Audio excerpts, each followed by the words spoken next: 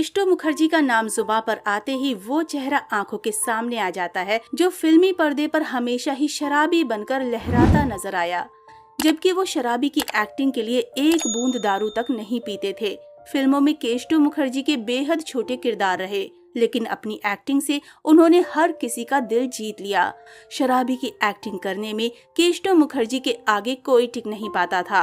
हालांकि केष्टो मुखर्जी को जिंदगी में काफी स्ट्रगल करना पड़ा। उन्हें गंदी और मैली कुचैली जगह में रहना पड़ा। खाने को अन्न का एक दाना भी नहीं था, पर स्ट्रगल की इस आग ने केष्टो मुखर्जी को तपाकर कुंदन बना दिया था। वो कुंदन जिसने कई दशकों तक फिल्मी पर्दे के साथ साथ लाखों लोगों के दिलों पर राज किया। 7 अगस्त को केष्टो मुखर्जी की 98वीं बर्थ एनिवर्सरी है। इस मौके पर मंडे मोटिवेशन सीरीज में हम आपको इस अनूठे हीरे के स्ट्रगल की वो कहानी बताने जा रहे हैं जो काफी इंस्पायरिंग है और बहुत से लोग उससे अनजान हैं। ये कहानी खुद केष्टो मुखर्जी ने 1981 में स्टार डस्ट मैगजीन को दिए एक इंटरव्यू में बताई थी। केष्टो मुखर्जी का जन्म 7 अगस्त 1925 को कोलकाता में हुआ था। बचपन से ही केष्टो का रुझान एक्टिंग की तरफ रहा, इसलिए वो नुक्कड़ नाटकों का हिस्सा बने और खूब तारीफें भी मिली। अपने 30 साल लंबे करियर में केष्टो ने 90 फिल्मों में काम किया था। उन्होंने अपने करियर की शुरुआत 1952 में फिल्म नागरिक से शुरुआत की थी। ऋत्विक घटक ने केष्टो मुखर्जी को उनके करियर का पहला रोल दिया था। इसके बाद वो बारी ठेके पलिए, अजांत्रिक और जुक्ति तक्को और गप्पो जैसी बंगाली फिल्मों में नजर आए। 1957 में आई फिल्म मुसाफिर से केष्टो मुखर्जी ने बॉलीवुड में कदम रखे। उसके बाद से उन्होंने पीछे मुड़कर नहीं देखा और 1996 तक काम किया।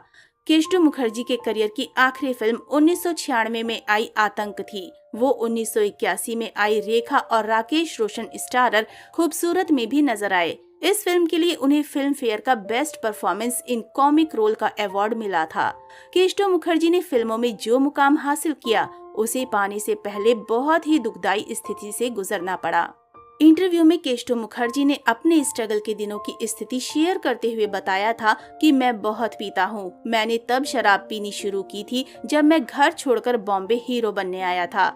मैं रेलवे क्वार्टर में बने एक गंदे और मैले कुचैले कमरे में रहता था। वहाँ खाने को कुछ भी नहीं था, बस पीने को ही था। मैं पीता था क्योंकि मैं फ्रस्ट्रेटेड था। मेरे पास कोई काम नहीं था। दारू मेरी सच्ची दोस्त, इसी ने स्टार बनाया।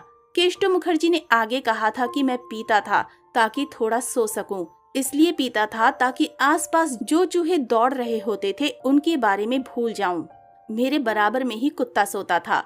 मैं टेंशन भुलाने के लिए पीता था। सिर्फ दारू ही थी जो मेरी सच्ची दोस्त थी और ये दारू ही थी जिसकी वजह से मुझे लोकप्रियता मिली थी। आजकल अगर कोई मेरा नाम लेता है तो दिमाग में बेवड़े की छवि उभरती है। मैं अब अपने दोस्त को धोखा नहीं दे सकता। मैं अभी भी पीता हूँ।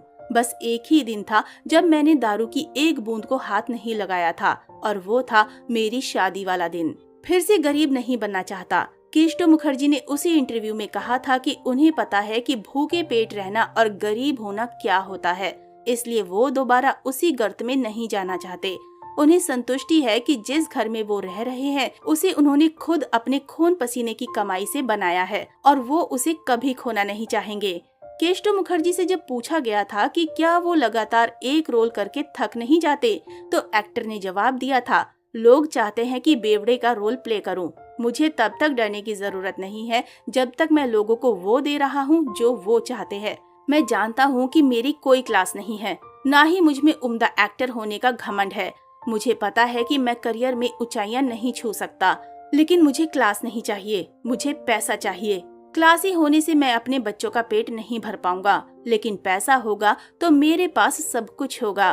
1982 में हुआ निधन, लेकिन 2 मार्च 1982 को केष्टो मुखर्जी इस दुनिया को अलविदा कह गए। आज वो हमारे बीच में नहीं है, पर उनका काम और नायाब अदाकारी हम सभी के बीच जिंदा है।